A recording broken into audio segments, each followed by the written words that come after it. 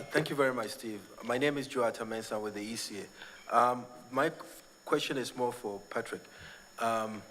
In terms of the discussions that we've had so far, based on the theme that you have to address, there's no mention in terms of the rural transformation. As you know, that most of Africa's economies are more in the rural areas, and most of us, including myself, are villages. So there's the need that we have to, if you're talking about transformation, you have to look at the villages and how do we transform them.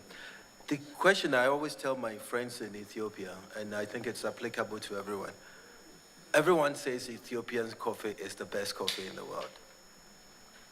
Okay? But you come to South Africa and you ask for Ethiopian coffee, you will not find it.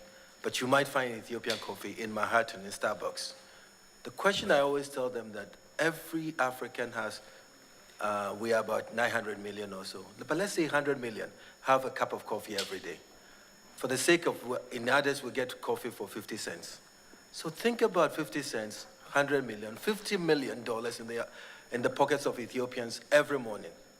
Why don't we, what is preventing Ethiopia for looking inwards, looking into Africa to make sure that its coffee is all over? The same can be said about Ghana's cocoa and chocolate. What is preventing Ghana from making sure that the chocolate is here? Macadamia nuts of Malawi. What prevents Malawi from having its macadamia nuts as far as Cairo? So these are the things that I think challenges that we face in terms of when we say value addition. What is preventing Africans from having their industries for their own market? Because 900 million is a lot of people, right? And I think that is helping countries like India and China. What is preventing us? What are the bottlenecks? And then when I get a forum like this, I always want to pitch in my own, which is I always call on African leaders, and those of you who are close to power, I'm not. Tell them, abolish visas for Africans to travel freely within Africa. There's no reason why it's so difficult to be at a port in anywhere in Africa. As an African, you queue and they ask you questions. Why are you coming into the country?